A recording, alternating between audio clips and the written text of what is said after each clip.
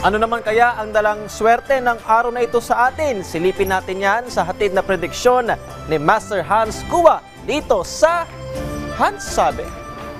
Rise and shine mga ka-RSP! Ito na muli ang gabay, patnubay, palala at prediksyon ni Master Hans Kua ngayong araw ng Biyernes, Friday, ika-11 ng Oktobre.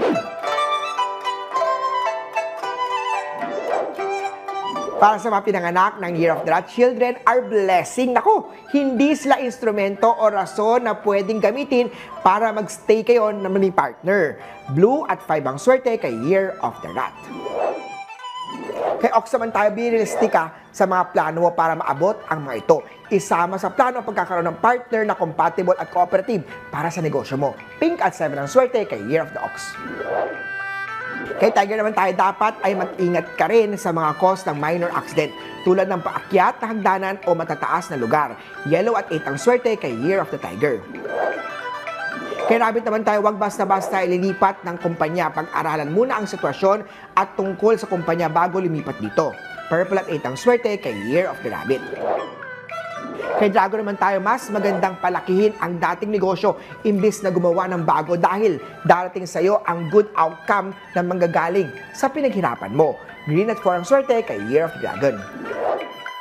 Kay Year of the Snake naman tayo, masisira ang relasyon nyo kung parehas kayo ma-pride. A sincere apology is needed lalo na kung nasaktan mo na siya. Peach at 2 ang swerte kay Year of the Snake. Para sa mga pinanganak ng Year of the Horse, huwag masyadong I deserve this dahil tataas ang finances mo. Maraming nabubudol dyan. Yellow at 9 ang swerte kay Year of the Horsey. Dahil sa sobrang pagpupuyat ng mga Year of the Goat at pagod sa trabaho ang rason na mahina mong kalusugan. Magpahinga at kumain ng tama, huwag kalimutan ang health at sarili. Green at 4 ang swerte kay Year of the Goat. Kay Monkey naman, your happiness is your utmost o most important thing for your future. Kaya siguraduhin mo na nasa tamang tao ka bago magpatali. Tandaan, may choice. Kay Rooster naman, sometimes naman ang paghihina mo ay dala ng iyong taong may mga naiinggit o mas masamang balak sa'yo. Silver at 2 ang swerte kay Year of the Rooster. Kay Year of the Dog naman, tandaan na once nagsabi ka na ng yes sa harapan ng altar, nakahatak ka na sa batas at bawal na kayong maghiwalay. Kaya siguraduhin mo, ang jowa mo ay ang dawan mo na. Orange at 7 ang swerte kay Year of the Doggy.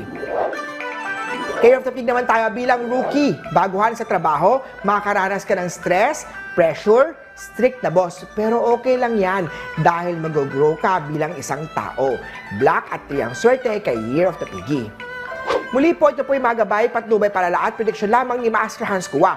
Nasa inyong mga kamay, nasa lalay ang inyong tagumpay. Kaya naman always be positive at i-claim ang mga swerte mga ka-RSP. Maswerteng umaga sa inyong lahat.